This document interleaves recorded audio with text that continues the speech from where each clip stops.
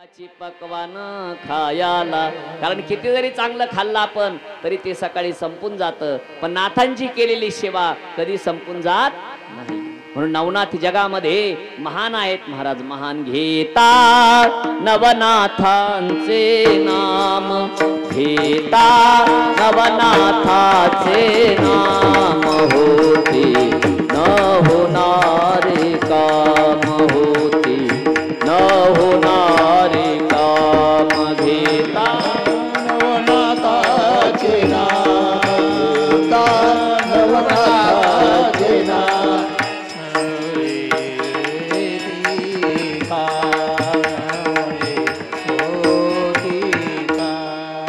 अशा पद्धतीने त्या ठिकाणी नवनाथामध्ये खूप ताकद आहे. आणि नवनाथांना त्या ठिकाणी जो त्यांची भक्ती करतो, श्रद्धायुक्त अंतकरणाने नाथांची सेवा करतो, त्याला काही कमी पडत नाही महाराज. परत एक दिवस रात्री असणाऱ्या राणीने त्या ठिकाणी घरी गेली, तिला राहवलं नाही. तिच्या एका दासीला म्हणते, अगं काल आपण नाथांच्या दर्शनासाठी रात्री गेलो, आपल्याला कोणी पाहिलं तर नाही? म्हणले नाही नाही, रात्री एवढं कोण बघणार? म्हटले अर्ध्या रात्री कोण बघत असतं का? मग म्हणले जाऊ दे, आता असं जायचं नाही. मग काय? जात असताना म्हणले अंगावर कांबळ घ्यायचं. अंगावर कांबळ घेतल्यावर कोण आलंय समजणार नाही. अशा पद्धतीनं रात्री 12 वाजण्याची वाट त्या ठिकाणी राणी पाहते. अनेक असणार कांबळ दासीला आणायला लावते. दासी असणारी एक कांबळ घेऊन येते आणि राणी कोणाला दिसू नये म्हणून चोरून राणी त्या ठिकाणी अंगावरती कांबळ घेते. आणि मध्यरात्रीचे 11:30 वाजलेले आहेत, तयारी केलेली आहे. बरोबर एक दासी घेतलेली आहे आणि एक दासीच्या समवेत राणी अंगावर कांबळे घेऊन, त्या दासीनं असणार त्या राणी साहेबाचा हात धरलेला आहे, कारण राणी साहेब गुंतून पडायला नको कांबळ्यामध्ये, तिला चांगलं चालता यावं म्हणून असणार ते कांबळ अंगावरती घेतलं. आणि एका दासीनं राणी साहेबाचा हात धरलेला आहे. आणि रात्री 12 वाजल्याच्या सुमारात परत मैनावती त्या ठिकाणी स्मरण करत करत जालेंद्रनाथाला भेटण्याकरता येत आहे. बोला अलख निरंजन, बोला बोला अलख निरंजन, बोला बोला अलख निरंजन, बोला बोला अलख निरंजन, बोला. राणी साहेबाने पूर्ण तोंड झाकून घेतलेला आहे. एक दासीनं तिचा हात धरलेला आहे. दासी राणी साहेबाच्या बरोबर आहे, पाठीमागून पळून येत नाही. तोंड राणी साहेबांना झाकून घेतलेला आहे आणि दासीने राणी साहेबाचा हात धरलेला आहे. दोघी चालत आहेत. राणी साहेबाच्या अंगावर घोंगडा असल्यामुळे कळत नाही कोण आलं कोण नाही. स्टेजच्या नाथांच्या पाठीमागून राणी साहेब वरती चढलेले आहेत. आणि आल्याच्या नंतर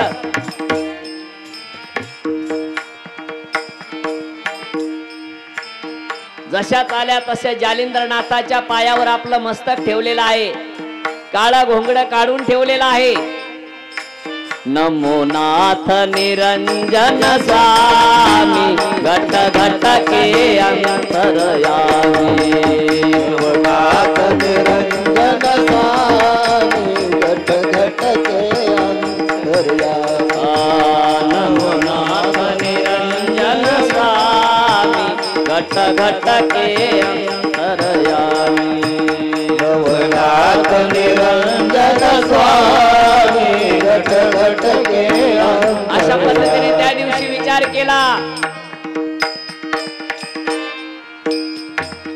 2 पाय लांबवलेले आहेत जालिंदरनाथाने. मैनावती राणीने मांडी घातलेले आहे आणि नाथांचं डोकं मैनावतीच्या मांडीवर आहे.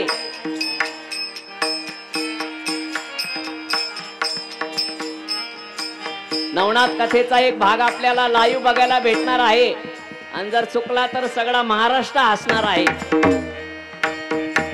तुम्ही हसता याच्यात काय विशेष आहे? जसंची तसं नाही झालं तर महाराष्ट्र हसणार. जाकी ही मोबाईल वाल्याला कॅमेऱ्यावाल्याला दिसली पाहिजे अशी करायची असते.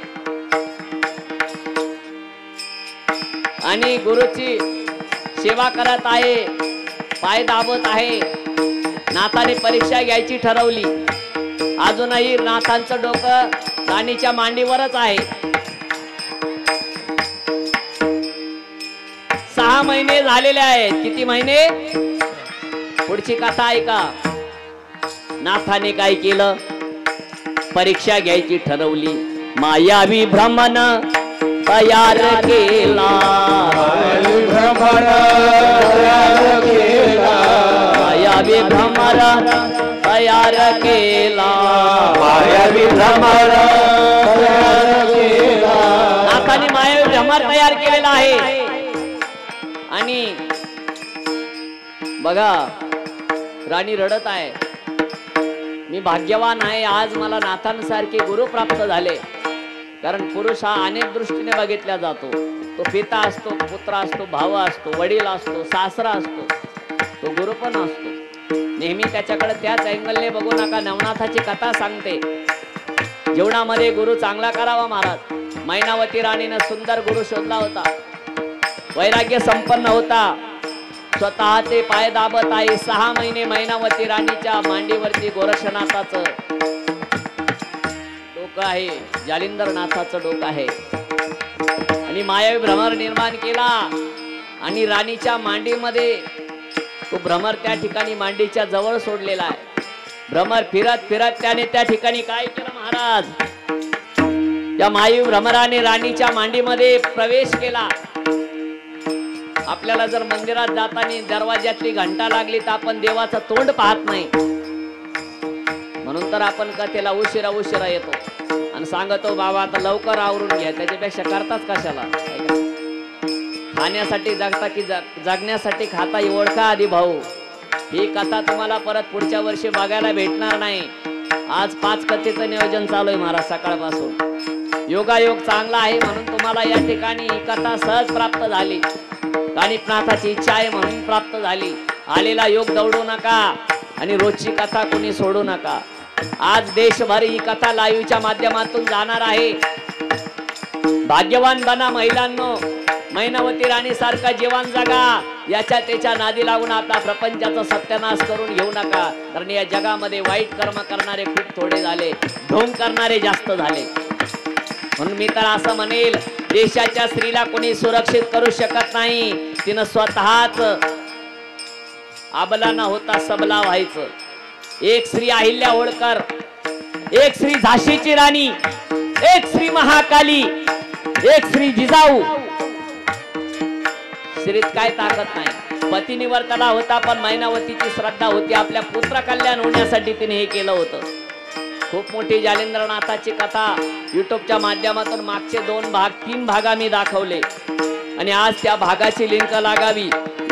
नवीन भाग आज युट्यूबच्या माध्यमातून ऐकायला भेटणार आहे. जे भाविक माझी लाईव्ह कथा ऐकतात त्यांना एक चॅलेंज आज मी करतो. नवनाथाची कथा ऐका. तुमच्या घरात करणी कवटल भूतबाधा कधी होणार नाही, पण श्रद्धेनं ऐका.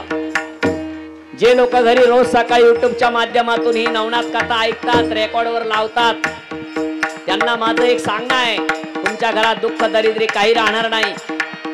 नवनाथाची ऐकावी कथा, नवनाथाची ऐकावी कथा, दिल संसाराची व्यथा, संसाराची व्यथा, कष्ट नाही काही हो, कष्ट नाही काही मी बाई, लागले नाथांच्या पायी मी बाई, लागले नाथांच्या पायी मी बाई, नाथांच्या पायी मी बाई, लागले नाथांच्या पायी. मैनावती राणी पवित्र झाली, मैनावती राणी पवित्र झालेली आहे. तिला जालिंद्रनाथासारख्या गुरुच्या चरण स्पर्श त्या ठिकाणी तिला झालेला आहे. नाथांनी झोप लागण्याचं नाटक केलेलं आहे. मायवी भ्रमर मांडीमध्ये हात फिरलेला आहे, पण गुरुची सेवा कशी करायची लक्षात ठेवा. गुरुची कधी निंदा करू नका, गुरुला कधी पोखरू करू नका. स्वार्थासाठी गुरु करू नका येड्या हो, परमार्थासाठी गुरु करा. कारण जो परमार्थासाठी गुरु करतो ना तो कधीच दुःखी होत नाही. हा वारकरी संप्रदाय जन्माला आला ना तो नाथ संप्रदायापासून आला. काय गहिनीनाथाचा वंशाचा वारकरी संप्रदाय आहे, म्हणून नाथ संप्रदायाची कधी निंदा करू नका. आणि लक्षात ठेवा, जो व्यक्ती नाथ संप्रदायाची निंदा करतो ना त्याच्या पाठीमागे असंख्य अडचणी निर्माण होतात. नाथपंथी साधूला कधी ढोंगी म्हणू नका. नाथांच्या सेवेमध्ये राहणारे लोक मंदिरात भगवी लुंग लावतात, काही लोक म्हणतात हे ढोंगी आहेत, असं कधीच म्हणू नका. काय नाथ कोणालाही पाठीमाग पाठत नाही. अनाथाचे नाथ माझे नवनाथ माऊली, अनाथाचे नाथ माझे नवनाथ माऊली, अनाथाचे नाथ माझे नवनाथ माऊली, अनाथाचे नाथ माझे नवनाथ माऊली. त्यांची मजवरी कृपेची सावली, त्यांची मजवरी कृपेची सावली, अनाथाचे नाथ माझे मच्छिंद्रनाथ माऊली, अनाथाचे नाथ माझे कानिफनाथ माऊली, अनाथाचे नाथ माझे नवनाथ माऊली, अनाथाचे नाथ माझे नवनाथ माऊली. हत्तीच्या कानात जन्म झाला, हत्तीच्या कानात जन्म झाला, कानिफनाथ म्हणती त्याला, कानिफनाथ भगवती त्यांची माझ्यावरी सावली, अनाथाचे नाथ माझे नवनाथ माऊली, अनाथाचे नाथ माझे जालंधरनाथ माऊली, अनाथाचे नाथ माझे नवनाथ माऊली, अनाथाचे नाथ माझे नवनाथ माऊली. मैनावतीचे भाग्य उजळले, मैनावतीचे भाग्य उजळले, जालंधरनाथ गुरु भेटले, गुरु भेटले, देहाचे बघा सोने झाले, देहाचे बघा सोने झाले, जीवनाचा उद्धार झाला, जीवनाचा उद्धार झाला. आज मी नाथपंथी गुरु केला बाई, मी नाथपंथी गुरु केला बाई, नाथपंथी गुरु केला भाई मी, नाथपंथी गुरु केला भाई मी, नाथपंथी गुरु केला. कानात कुंडल हाती कमंडल, हाती मंडल, कानात कुंडल हाती कमंडल, काने कुंडल हाती मंडल, आवडी कुबडी घे, आवडी कुबडी घेती नाथ माझे, आदेश आदेश म्हणती नवनाथ, आदेश आदेश म्हणती नवनाथ, आदेश आदेश म्हणती नवनाथ, आदेश आदेश म्हणती नवनाथ, आदेश आदेश म्हणती असणारी मैनावती राणी सांगू लागली, आज माझ्या जीवनाचा उद्धार झालेला आहे आणि आज माझ्या देहाचं असणारं सोनं झालेलं आहे. कशामुळे तर आज मी योग्य गुरु केला, त्याचं मार्गदर्शन मला प्राप्त झालं. आणि मैनावतीच्या राणीमध्ये काही जो मांडीमध्ये जो मायावी भ्रमर त्या ठिकाणी होता, तो भ्रमर मांडीमध्ये आतमध्ये जात असताना रक्तबंबाळ असणारी मांडी झाली, रक्ताचा पाठ असणारा त्या ठिकाणी वाहू लागलेला आहे. गुरु भक्ती असावी मैनावती सारखी, गुरु भक्ती मैनावती सारखी असली पाहिजे.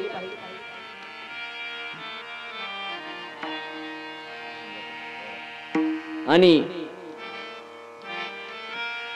महान होती ती मैनावती. नाथ म्हणतात नाही एवढं तू सगळं कशासाठी केलंय? म्हणले बाबा मी माझ्या जन्माचं सार्थक होण्यासाठी हे सगळं काही केलंय. आणि खऱ्या अर्थाने भक्ती करा. कशासाठी करा? जन्माचं सार्थक होण्यासाठी करा. लोकाला दाखवण्यासाठी भक्ती करू नका. मला लोकांनी चांगलं म्हणावं याच्यासाठी भक्ती करू नका. माझे डिजिटल बोर्ड लागले पाहिजे याच्यासाठी भक्ती करू नका. काय भक्ती ही माझ्या जीवनाचा उद्धार झाला पाहिजे याच्यासाठी भक्ती करा.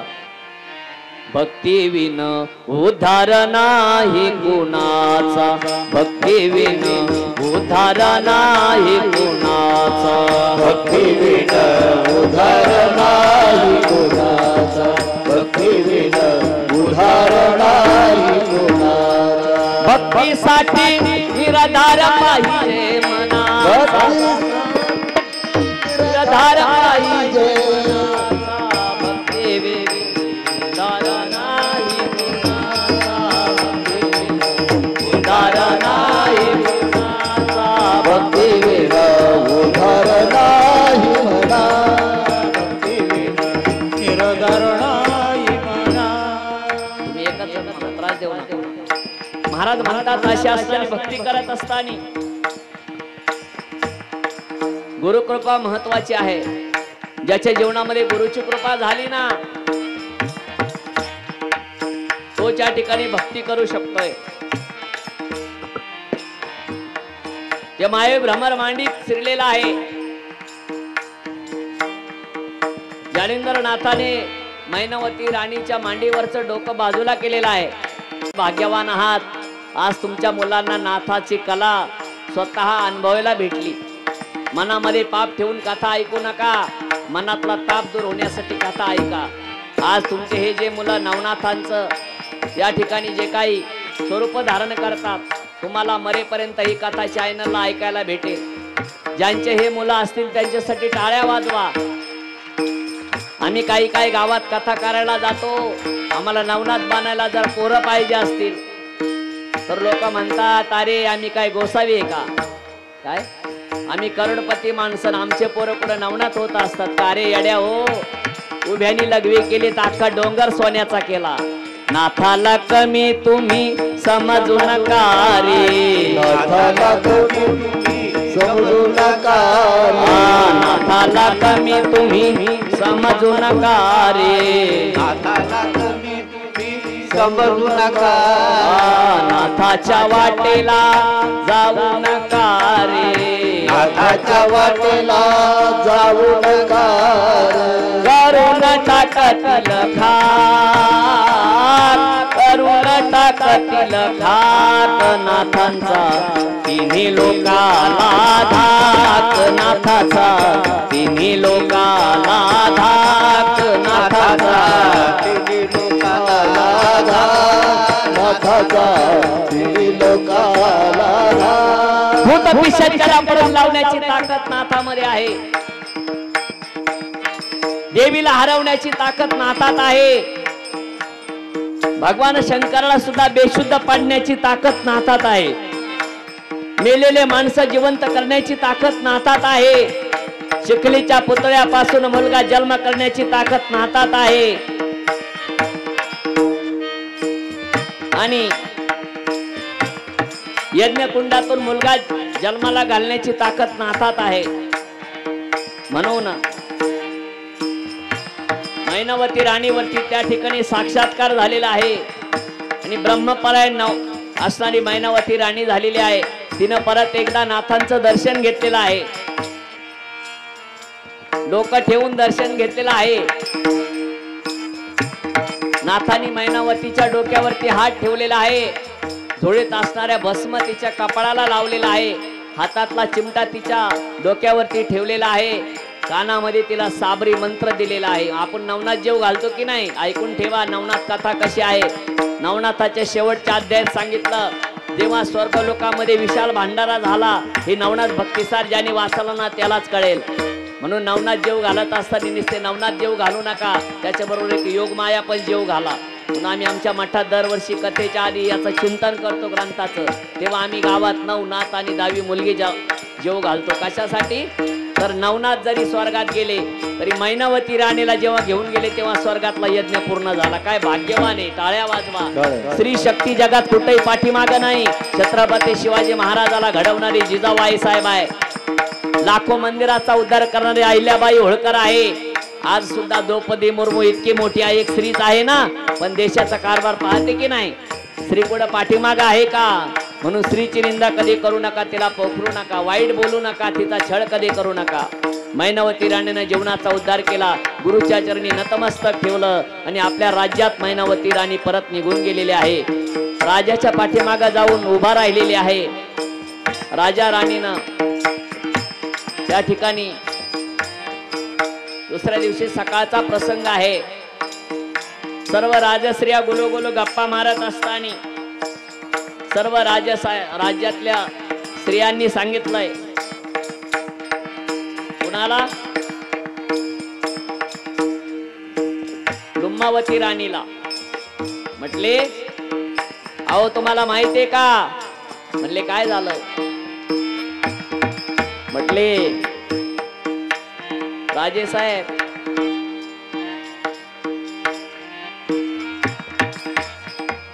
तुमची आई दररोज रात्री कुठं जाते?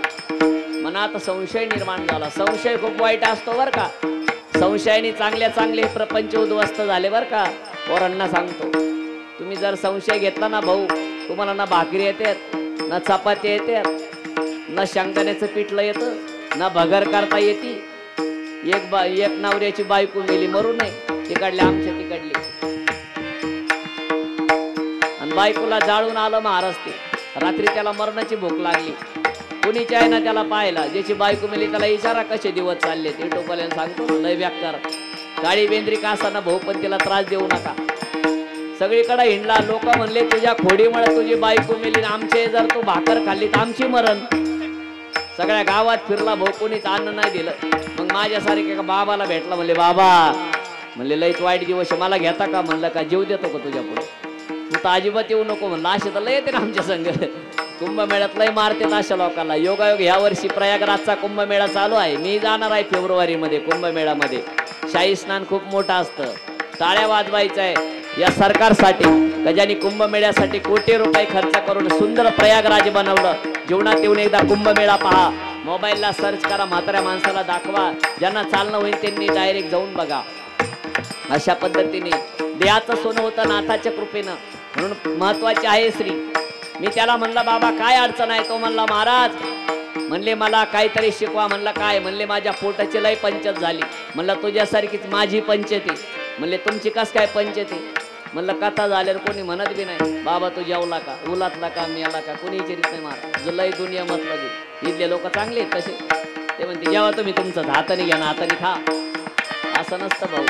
पाहुणे तुमच्या गावात 2 दिवस असतात, अख्खं गाव जेवायला बसतं. म्हणले त्याचं तर जेवण तो. असं काय करू नका. तुम्हाला आज वेळेतच सोडून देणार आहे, कारण तुम्ही मला त्रास देण्यापेक्षा मीच बंद करून टाकल. महाराज म्हणतात, तुम्हाला ऐकायची इच्छा असेल तर आनंद आहे. आज सगळे खुश दिसतात मला, आहे का नाही? किती लोकांना वाटतं कथा रात्री 12 वाजेपर्यंत चालावी, त्यांनी वर हात करा. खरंच करा बरं का, नाही हात असेच राहतील. माणसं अजिबात करणार नाही, त्याच्यामुळे विधवा होत्यात बाहेर. येडे हो. अरे हे आहेत म्हणून तुमची मजा आहे. हा दोघांनी केले सासूरवासाने. इकडं पाहत असते, इकडले अजिबात म्हातारे सुद्धा करीनात वर हात. तुम्हाला राहिल्याच नाही का? अवघडे पंचे त्यांच्या राहिल्याच नाही. मी म्हणलं ते वर हात का म्हणून करीना? ते म्हणले नाहीच बाबा, आम्हाला तर आम्ही कोणाचे हात करावर. म्हणून तो आम्हाला भेटला महाराज. म्हणले काय? म्हणले मला चपात्या करायची शिका. म्हणलं लय सोपं आहे. म्हणले काय? म्हणलं परत पीठ घ्यायचं, त्याच्यामध्ये पाणी टाकायचं. बायांनी आपल्या पोराला सांभाळायचं, नाही युट्यूब अंगावर पडन. ऐकलं? महाराज म्हणतात सोपं नसतं एवढं. बोरणी बोलता सोपे वाटे, करणी करता टिरकापे. स्वतः एकदा स्वतःच्या हाताने कपडे धुवून बघा, सोपं आहे का? महाराज म्हणलं त्याला, म्हणलं जाय घरी. म्हणले चपात्या करायचे सोपे आहे. म्हणलं परत ते पीठ घ्यायचं, पाणी घ्यायचं, टाकायचं आणि मळायचं.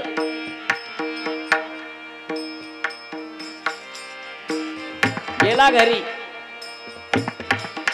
1 किलो पीठ घेतलं आणि कळशीभर पाणी घेतलं आणि वतलं पिठात, आणि तेवढंच पीठ होतं. डब्यात ठेवलंच नाही पीठ. चपात्या करायचे शिकून घ्या माझ्याकडून, बाबा व्हायचं नाही तुम्हाला. जिची बायको नाही त्याला सांगतो, त्रास देऊ नका. पुत्र सुद्धा विचारणार नाही तुम्हाला. स्त्रियांचा छळ करायचा सोडून द्या, लाई चोलाय म्हणून सांगतो. साहेबांनी स्त्रियांना पहिले प्राधान्य दिलं, लाडकी बहीण योजना निर्माण केली, त्याच्यामुळे बाई कामाला जायचीच बंद झाली. सरकारला सांगेल मी, महिलांना पैसे देण्यापेक्षा महागाई कमी करा. शेतकऱ्या कर्ज करून आत्महत्या करतात, शेतकऱ्यांच्या मालाला भाव द्या. लोक आईत खाऊ बनतील असं त्यांना काही देऊ नका, त्यांच्या मालाला भाव द्या. शेतकऱ्याच्या बाजूने निकाल लावा, कधीच तुमचं सरकार देशात पडणार नाही. लाईव्ह सांगतो कथेमधून. शेतकऱ्याचा विचार करा, आणि जर ज्या पुढाऱ्याला पटत नसेल ना, त्यांनी एकदा शेतकरी होऊन बघा. आमच्या गावचे रस्ते कसे आहेत, आमच्याकडे वेळेला पाणी येतं की नाही, हा माझा कथेचा विषय नाही, पण लाईव्ह आहे म्हणून सांगतो. कट करायचं नाही. काय नवनाथाची कथा जीवनाची व्यथा मिटवणारी कथा आहे. राजसत्ता आणि धर्मसत्ता पहिल्यापासून एक झाल्या. रात्रभर पट्ट्या पिठात पाणी ओतत होता, पण पीठ संपलं होतं. अक्षरशः शेवटी त्याने काय केलं, डसा डसा रडायला लागला. पहिला मला भेटला, म्हणले बाबा. म्हणलं काय? म्हणले चांगलं तर सांगायचं. म्हणलं काय? म्हणले अहो रातभर प्रयत्न केला, पण पीठ काय तुमच्या पिठासारखं व्हायनात. म्हणलं पाणी किती घेतलं होतं? म्हणले कळशीभर. म्हणलं पीठ किती घेतलं होतं? म्हणले 1 किलो. काय मग चपात्या होत्या, कढी होईल. कढी झाली ना हो त्याची. सोपा असतं का? म्हणून स्त्रीचा छळ करू नका. स्त्रियांचे कान भरले त्या असणाऱ्या राजाचे. राणीने विचार केला, आपला नवरा जर गोसावी झाला तर काय करायचं? लुमावती राणी रडू लागली, लुमावती राणी रडू लागली, मनामध्ये खिन्न झाली, मनामध्ये खिन्न झाली. मैनावती राणी रडायला लागली, मनामध्ये खिन्न झाली. म्हणले जर आपला नवरा गोसावी झाला तर मग काय होणार? म्हणून काय केलं माहितीये का? एका राणीनं दासीनं सल्ला दिला, सर्वांगाचे कान करून ऐका, गप बसतील मग बायका. इकडं पहा, महाराज म्हणतात उपदेश केला कुणी? एका दासीने. राणी साहेब, मी तुमची जवळची दासी आहे. दासीनंच घडवलं रामायण, बरोबर आहे की नाही? जे ऐकीन दासी तिला घ्यावं लागन फाशी. दासीचं ऐकू नका. म्हणून दासीचं ऐकलं. दासी म्हणले राणी साहेब माझं ऐका. म्हणले काय? म्हणले राजे साहेब तुमच्याकडे आले, मग तुम्ही एक काम करायचं. म्हणले काय? केस सोडून या मोकळे, अंगावरचे अलंकार काढिले, मंचकावरी पडो निराही, रडून रडून घाम होई. राणी राजे पुसवया येतील तुम्हासी, वर्तन करावे सर्व कथेसी. मांडीवरती डोके घेऊनी, मनातली सांगून टाकावी करणी. म्हणजे तुमच्या जे मनात आहे ना ते राजाने एकदा तुमचा डोकं मांडीवर घेतला, रुसली का मग सांगा. मग राजे लगेच आले. कथेत लगेच येतात. लगेच आल्यावरती विचारलं, राणी साहेब आज तुम्ही महालात आल्या नाही, तुम्हाला काही अडचण आहे का? काही दुःख आहे का? सांगितलं. काय विचारता? मला असं झालंय, या राज्यात राहावं की निघून जावं. म्हणले काय? काय सांगावे बाई तुम्हाला, एका गोसाव्याने चमत्कार केला, भुलविले म्हणे तुमच्या आईला, संन्यास दिधला ती जलागी, आपल्या पतीशी खाऊन गेली, काय बिचारीने दुर्दशा केली, चांडाळ म्हणावे ती ऐशी झाली, आई म्हणू नये तिला. सांगितलं मला असं वाटतंय तिला आई म्हणू नये, ती चांडाळी नाही का जिनं स्वतःच्या नवऱ्याला खाल्लंय आणि आता आपल्या नवऱ्याला खायला आले. पुत्राला खायला आली, मुलाला. मग तिनं ऐकलं आणि तिनं स्वतः त्या ठिकाणी त्या जालिंद्रनाथाच्या बाबाला, त्या गोसाव्याला आपलं गुरु करून घेतलंय.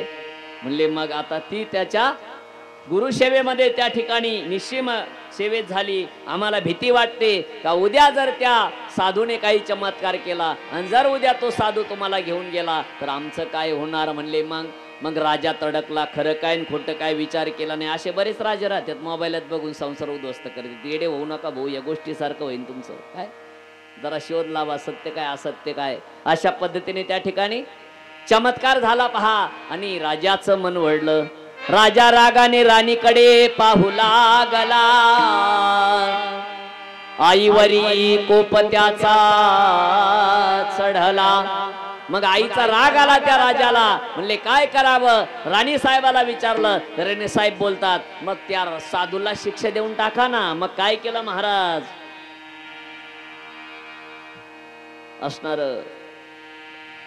एक खड्ड घेतलं आणि खड्ड घेतल्याच्या नंतर त्या खड्ड्यामध्ये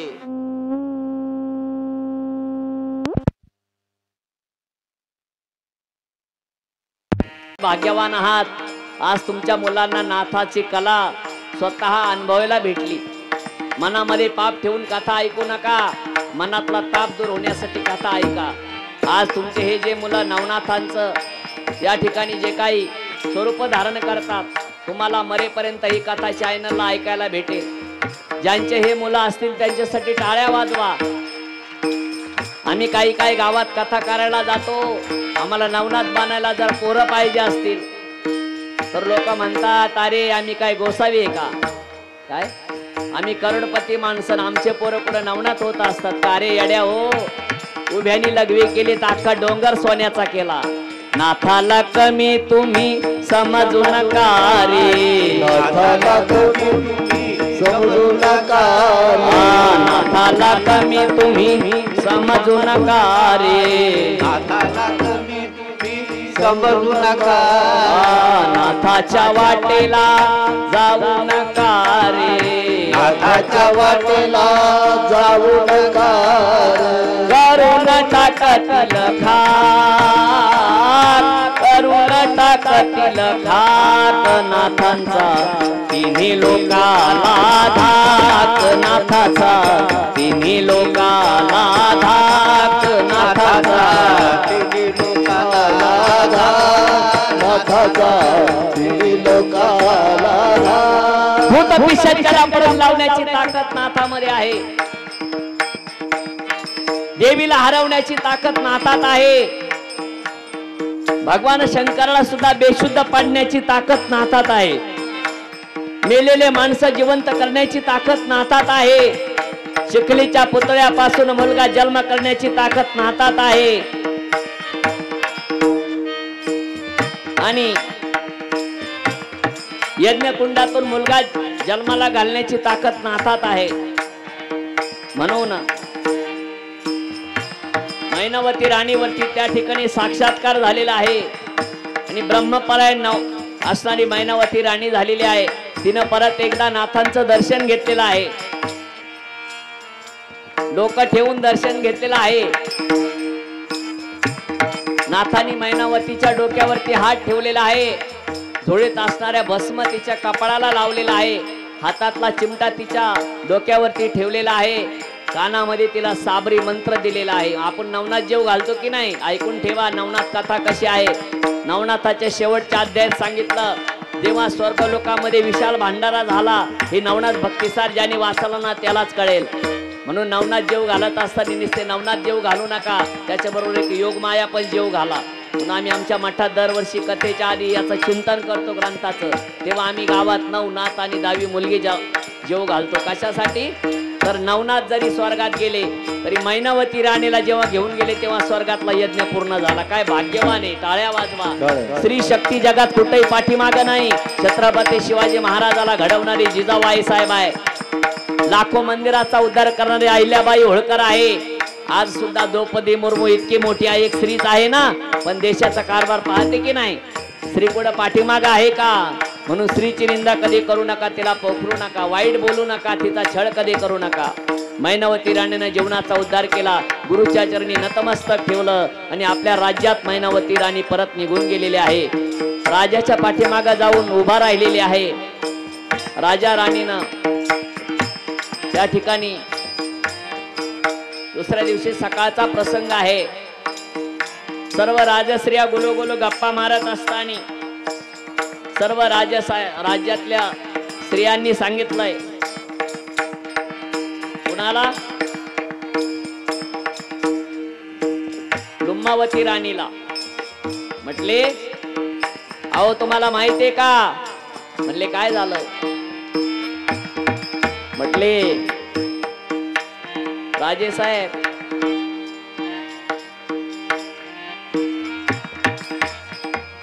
तुमची आई दररोज रात्री कुठं जाते?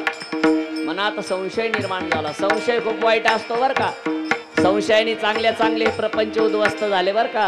पोरांना सांगतो, तुम्ही जर संशय घेतला ना भाऊ, तुम्हाला ना भाकरी येते, ना चपाती येते, ना शेंगदाण्याचं पिठलं येतं, ना भगर करता येते. एक नवऱ्याची बायको मेली मरू नये, तिकडले आमच्या तिकडली, आणि बायकोला जाळून आलं महाराज. ते रात्री त्याला मरणाची भूक लागली. कुणीच आहे ना त्याला पाहायला. ज्याची बायको मेली त्याला इशारा कसे दिवस चालले ते टोपाल्यानं सांगतो, लय व्याकार काळी बेंद्री का असा भाऊ, पण तिला त्रास देऊ नका. सगळीकडे हिंडला. लोक म्हणले तुझ्या खोडीमुळे तुझी बायको मेली, आमचे जर तू भाकर खाल्ली तर आमची मरण. सगळ्या गावात फिरला भाऊ, कोणीच अन्न नाही दिलं. मग माझ्यासारखे एका बाबाला भेटला. म्हणले बाबा, म्हणले लयच वाईट दिवस मला घेता का? म्हणलं का जीव देतो का तुझ्या पुढे? तू तर अजिबात येऊ नको म्हणलं. असे तर लय येते ना आमच्या संघ. कुंभमेळ्यात लय मारतात अशा लोकांना. योगायोग ह्या वर्षी प्रयागराजचा कुंभमेळा चालू आहे. मी जाणार आहे फेब्रुवारी मध्ये कुंभमेळ्यामध्ये. शाही स्नान खूप मोठं असतं. टाळ्या वाजवायचं आहे या सरकारसाठी, ज्यांनी कुंभमेळ्यासाठी कोटी रुपये खर्च करून सुंदर प्रयागराज बनवलं. जीवनात येऊन एकदा कुंभमेळा पहा. मोबाईलला सर्च करा, म्हाताऱ्या माणसाला दाखवा. ज्यांना चालणं होईल त्यांनी डायरेक्ट जाऊन बघा. अशा पद्धतीने देहाचं सोनं होतं नाथाच्या कृपेनं. म्हणून महत्वाची आहे स्त्री. मी त्याला म्हणलं बाबा काय अडचण आहे? तो म्हणला महाराज, म्हणले मला काहीतरी शिकवा. म्हणलं काय? म्हणले माझ्या पोटाची लय पंचत झाली. म्हणलं तुझ्यासारखीच माझी पंचती. म्हणले तुमची कस काय पंचती? म्हणलं कथा झाल्यावर कोणी म्हणत बी नाही बाबा तू जेवला का, उलातला का, मेला का, कोणी विचारित नाही. महाराज जुलाई दुनिया मतलब इथले लोक चांगले आहेत तसे. ते म्हणते जेव्हा तुम्ही तुमचं हाताने घ्या ना, हाताने खा. असं नसतं भाऊ. पाहुणे तुमच्या गावात 2 दिवस असतात, अख्खं गाव जेवायला बसतं. म्हणले त्याचं तर जेवण तो. असं काय करू नका. तुम्हाला आज वेळेतच सोडून देणार आहे. कारण तुम्ही मला त्रास देण्यापेक्षा मीच बंद करून टाकल. महाराज म्हणतात तुम्हाला ऐकायची इच्छा असेल तर आनंद आहे. आज सगळे खुश दिसतात मला, आहे का नाही? किती लोकांना वाटतं कथा रात्री 12 वाजेपर्यंत चालावी, त्यांनी वर हात करा. खरंच करा बरं का, नाही हात असेच राहतील.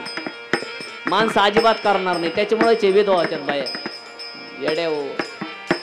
अरे हे आहेत म्हणून तुमची मजा आहे. हा दोघांनी केले सासूरवासाने. इकडं पाहत असते इकडले तर अजिबात म्हातारे सुद्धा करीनात वर हात. तुम्हाला राहिल्याच नाही का? अवघडे पंचायती त्यांच्या राहिल्याच नाही. मी म्हणलं ते वर हात का म्हणून करीना. ते म्हणले नाहीच बाबा आम्हाला तर आम्ही कोणाचे हात करावर. म्हणून तो आम्हाला भेटला महाराज. म्हणले काय? म्हणले मला चपात्या करायची शिका. म्हणलं लय सोपं आहे. म्हणले काय? म्हणलं परत पीठ घ्यायचं, त्याच्यामध्ये पाणी टाकायचं. बायांनी आपल्या पोराला सांभाळायचं नाही, युट्यूब अंगावर पडन. ऐकलं महाराज म्हणतात सोपं नसतं एवढं. बोरणी बोलता सोपे वाटे, करणी करता टिरकापी. स्वतः एकदा स्वतःच्या हाताने कपडे धुवून बघा, सोपं आहे का? महाराज म्हणलं त्याला, म्हणलं जाय घरी. म्हणले चपात्या करायचे सोपे आहे. म्हणलं परत ते पीठ घ्यायचं, पाणी घ्यायचं, टाकायचं, मळायचं.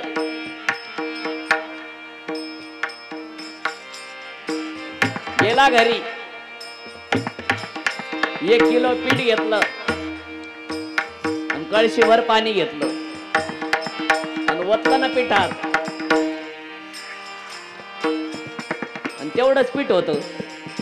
डब्यात ठेवलंच नाही पीठ. चपात्या करायचे शिकून घ्या माझ्याकडून. बाबा व्हायचं ना तुम्हाला. ज्याची बायको नाही त्याला सांगतो. त्रास देऊ नका. पुत्र सुद्धा विचारणार नाही तुम्हाला. स्त्रियांचा छळ करायचा सोडून द्या. लाई चोलाय म्हणून सांगतो. साहेबांनी स्त्रियांना पहिले प्राधान्य दिलं. लाडकी बहीण योजना निर्माण केली. त्याच्यामुळे बाई कामाला जायचीच बंद झाली. सरकारला सांगेल मी, महिलांना पैसे देण्यापेक्षा महागाई कमी करा. शेतकऱ्या कर्ज करून आत्महत्या करतात. शेतकऱ्यांच्या मालाला भाव द्या. लोक आईत खाऊ बनतील असं त्यांना काही देऊ नका. त्यांच्या मालाला भाव द्या. शेतकऱ्याच्या बाजूने निकाल लावा. कधीच तुमचं सरकार देशात पडणार नाही. लाईव्ह सांगतो कथेमधून. शेतकऱ्याचा विचार करा. आणि जर ज्या पुढाऱ्याला पटत नसेल ना, त्यांनी एकदा शेतकरी होऊन बघा. आमच्या गावचे रस्ते कशा आहेत, आमच्याकडे वेळेला पाणी येतं की नाही, हा माझा कथेचा विषय नाही, पण लाईव्ह आहे म्हणून सांगतो. कट करायचं नाही. काय नवनाथाची कथा जीवनाची व्यथा मिटवणारी कथा आहे. राजसत्ता आणि धर्मसत्ता पहिल्यापासून एक झाल्या. रात्रभर पट्ट्या पिठात पाणी ओतत होता, पण पीठ संपलं होतं. अक्षरशः शेवटी त्याने काय केलं, डसा डसा रडायला लागला. पहिला मला भेटला. म्हणले बाबा. म्हणलं काय? म्हणले चांगलं तर सांगायचं. म्हणलं काय? म्हणले अहो रातभर प्रयत्न केला, पण पीठ काय तुमच्या पिठासारखं व्हायना. म्हणलं पाणी किती घेतलं होतं? म्हणले कळशीभर. म्हणलं पीठ किती घेतलं होतं? म्हणले 1 किलो. काय मग चपात्या होत्या कढी होईल. कढी झाली ना हो त्याची. सोपा असतं का? म्हणून स्त्रीचा छळ करू नका. स्त्रियांचे कान भरले त्या असणाऱ्या राजाचे. राणीने विचार केला, आपला नवरा जर गोसावी झाला तर काय करायचं?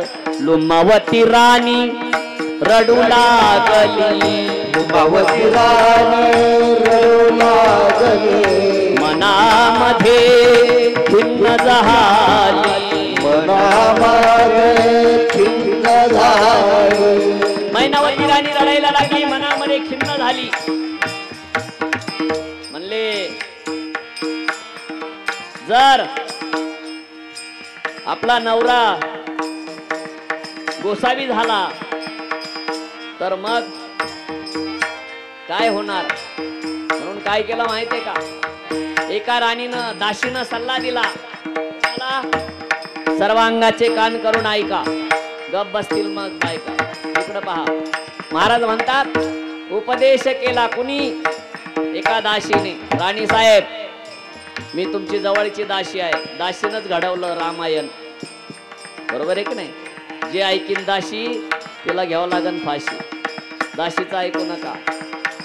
म्हणून दासीचं ऐकलं. दासी म्हणले, राणी साहेब माझं ऐका. म्हणले काय? म्हणले राजे साहेब तुमच्याकडे आले, मग तुम्ही एक काम करायचं. म्हणले काय? केस सोडून या मोकळे, अंगावरचे अलंकार काढिले, मंचकावरी पडो निराही, रडून रडून घाम होई. राणी राजे पुसवया येतील तुम्हासी, वर्तन करावे सर्व कथेसी. मांडीवरती डोके घेऊनी, मनातली सांगून टाकावी करणी. म्हणजे तुमच्या जे मनात आहे ना, ते राजाने एकदा तुमचा डोकं मांडीवर घेतला, रुसली का मग सांगा. मग राजे लगेच आले. कथेत लगेच येतात. लगेच आल्यावरती विचारलं, राणी साहेब आज तुम्ही महालात आल्या नाही, तुम्हाला काही अडचण आहे का? काही दुःख आहे का? सांगितलं. काय विचारता? मला असं झालंय, या राज्यात राहावं की निघून जावं. म्हणले काय? काय सांगावे बाई तुम्हाला, एका गोसाव्याने चमत्कार केला. भुलविले म्हणे तुमच्या आईला, संन्यास दिला ती जलागी. आपल्या पतीशी खाऊन गेली, काय बिचारीने दुर्दशा केली. चांडाळ म्हणावे ती ऐशी झाली, आई म्हणू नये तिला. सांगितलं मला असं वाटतंय तिला आई म्हणू नये, ती चांडाळी नाही. कजीनं स्वतःच्या नवऱ्याला खाल्लंय आणि आता आपल्या नवऱ्याला खायला आले, पुत्राला खायला आले, मुलाला. मग तिनं ऐकलं आणि तिनं स्वतः त्या ठिकाणी त्या जालिंद्रनाथाच्या बाबाला त्या गोसाव्याला आपलं गुरु करून घेतलंय. म्हणले मग आता ती त्याच्या गुरुसेवेमध्ये त्या ठिकाणी निश्चिम सेवेत झाली. आम्हाला भीती वाटते का उद्या जर त्या साधूने काही चमत्कार केला आणि जर उद्या तो साधू तुम्हाला घेऊन गेला तर आमचं काय होणार. म्हणले मग राजा तडकला. खरं काय खोटं काय विचार केला नाही. असे बरेच राजे राहतात मोबाईलात बघून संसार उद्ध्वस्त करतात. येडे होऊ नका भाऊ, या गोष्टीसारखं होईल तुमचं. काय जरा शोध लावा, सत्य काय असत्य काय. अशा पद्धतीने त्या ठिकाणी चमत्कार झाला पहा. आणि राजाचं मन वळलं. राजा रागाने राणीकडे पाहू लागला. आईवरी कोप त्याचा चढला. मग आईचा राग आला त्या राजाला. म्हणले काय करावं. राणी साहेबाला विचारलं. राणी साहेब बोलतात मग त्या साधूला शिक्षा देऊन टाका ना. मग काय. रात्री 12 वाजता नाथ बाबा ध्यानस्थ अवस्थेमध्ये असताना त्यांना पकडलेलं आहे. आणि काही सैनिकांनी त्या असणाऱ्या खड्ड्यामध्ये त्या जालिंदरनाथाला आतमध्ये पुरलेला आहे. खड्ड्यात पुरला जालिंदरनाथ. खड्ड्यात पुरला जालिंदरनाथ. हे तर सांगतो नवनाथ कथेत. सांगतो नवनाथ कथेत. नाथाला विसरू नका हो, नाथाला विसरू नका तुम्ही. नाथ सेवा सोडू नका रे तुम्ही. नाथ सेवा सोडू नका रे तुम्ही. नाथ सेवा सोडू नका रे तुम्ही. नाथ सेवा सोडू नका रे तुम्ही. नाथ सेवा सोडू नका रे तुम्ही. नाथ सेवा सोडू नका. राजाचे मन बिघडले. राजाचे मन बिघडले. कोरच द्या, पेटीचं कोरच द्यायचा फक्त बिघडत. राजाचं मन बिघडवलं महाराज. आणि राजाला राग आला. राजाने खड्डा घेतला आणि त्या ध्यानस्थ अवस्थेत असलेल्या जालिंदरनाथाला लिखित पुराला जालिंदरनाथ. लिखित पुराला जालिंदरनाथ. ऐकावे गोपीचंदा. ऐकावे गोपीचंदा. या कथेचं नाव आहे गोपीचंद आख्यान, मैनावती आख्यान. युट्यूबच्या माध्यमातून जे लोकही नवनाथ कथा ऐकणार आहेत त्यांना विनंती आहे या कथेकडे बघून गैरसमज मनात निर्माण करून घेऊ नका. नाथ संप्रदायाकडे वाईट हेतूने बघू नका. नाथांकडे खूप मोठी ताकद होती. मेलेल्या माणसाच्या शरीरामध्ये प्रवेश करण्याची ताकद नाथात होती. आपला देह 12 वर्ष एका गुहेत ठेवण्याची ताकद नाथात होती. मेलेला माणूस जिवंत करण्याची ताकद नाथात होती. म्हणून पुढे त्या ठिकाणी चरित्र भाग बदलत आहे. जालिंदरनाथाच्या सांगण्यावरून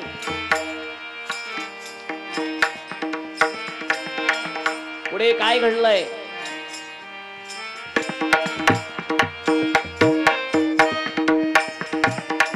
पुढे गोरक्षनाथ फिरत फिरत येत असताना रस्त्यामध्ये त्यांची गाठ पडली. कोणाच्या बरोबर. कानिकनाथांच्या बरोबर. एका झाडाखाली बसले. गळा भेट झाली आणि झाड आहे. झाडाच्या सावली खाली बसले. दुपारची वेळ होती. भोजन करण्याची इच्छा झाली. म्हणून कानिकनाथ बोलतात कुणाला. गोरक्षनाथाला. म्हणले तुम्ही कुणाचे शिष्य. गोरक्षनाथ म्हटले मी मच्छिंद्रनाथाचा शिष्य. म्हणले तुम्ही कुणाचे शिष्य. म्हटले मी कानिकनाथ जालिंदरनाथाचा शिष्य. पण माझ्या गुरुचा प्रताप खूप मोठा आहे बर का. म्हणले कशामुळे. म्हणले माझ्या गुरुने यज्ञकुंडात जन्म घेतला. राग आला कानिकनाथाला.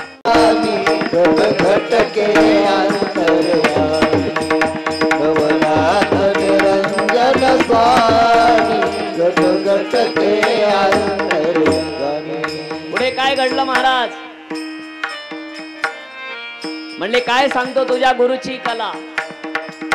आज 12 वर्ष झाले म्हणले तुझ्या गुरुला त्या ठिकाणी त्या हेलापट्टांमध्ये घोड्याच्या लिंगीत पुरून ठेवलंय.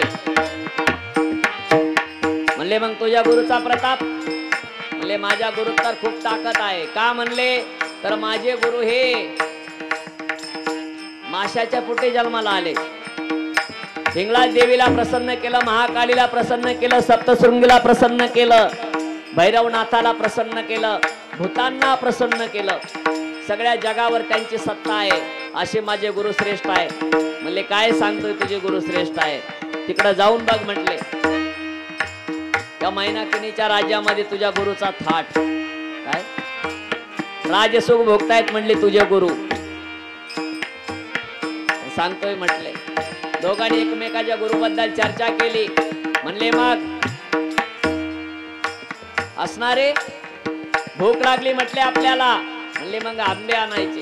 मग मंत्रशक्तीने आंबे खाली पाडलेले आहेत. एकाने आंबे खाली पाडले, दुसऱ्याने उलटे चिकटवले. आपल्याकडे कथा खूप शिल्लक आहे म्हणून पुढे पुढे जायचं आहे. अशा पद्धतीने एकामेकाचा चमत्कार झाला, नमस्कार झाला, आदेश झाला आणि जो तो आपापल्या गुरुच्या शोधाला निघून गेलेला आहे. मग इकडे कानिपनाथ आपल्या गुरुला शोधण्याकरता निघाले तर बजरंग बलीचं कथेमध्ये आगमन झालेलं आहे. एकीकडून बजरंग बली येतात आणि एकीकडून कानिपनाथ जातात. अलीकडला खाली उतराव ना एक जण अलीकडलेला. आणि मध्ये कानिपनाथाची शोधाशोध चालू असल्यामुळे माहिती नव्हतं आपले घोडे कुठे राहतात. ज्या श्रीराज्यामध्ये प्रवेश करण्याकरता बजरंग बलीचा आदेश घेता येत नाही. मध्ये कानिपनाथ दिसले. दिसल्याच्या नंतर दोघं समोर उभा राहिलेले आहेत आणि जालिंद्रनाथ म्हणतात, कानिपनाथ म्हणतात मला जाऊ दे श्रीराज्यामध्ये. म्हणले नाही जाऊ शकत तुम्ही. जायचं असेल तर माझ्या बरोबर युद्ध करावं लागेल. मग दोघांचं युद्ध चालू झालेलं आहे. अशा पद्धतीने बजरंग बली खूप मोठे मोठे पर्वत घेऊन त्या ठिकाणी फेकत आहे. पण जालिंद्रनाथ झोळीमध्ये कानिपनाथ झोळीमधला भस्म घेतात आणि मारुती रायावर असणाऱ्या त्या डोंगरावरती फेकतात. तर डोंगर चूर्ण होऊन जातो. अशा पद्धतीने दोघांचं खूप वेळ युद्ध झालेलं आहे.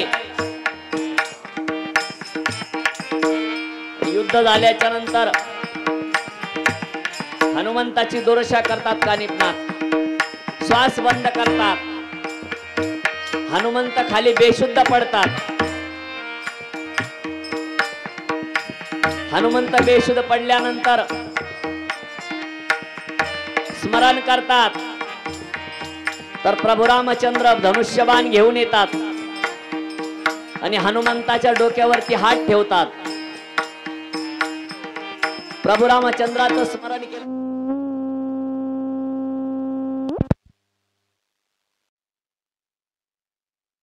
निरंजन एक माईक त्याच्यामुळे पण होतंय. रघुनाथ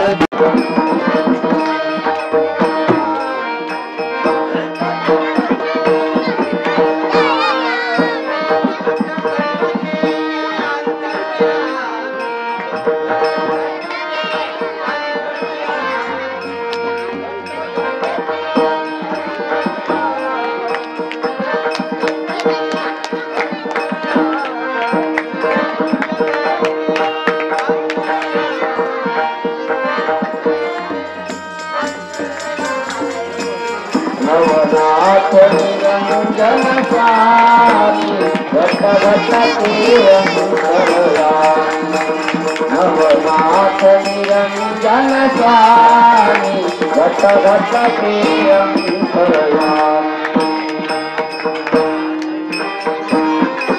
अशा पद्धतीने आजची नवनाथाची कथा या ठिकाणी पूर्ण झालेली आहे. 10 वाजलेले आहेत. आपला वेळ पूर्ण झालेला आहे.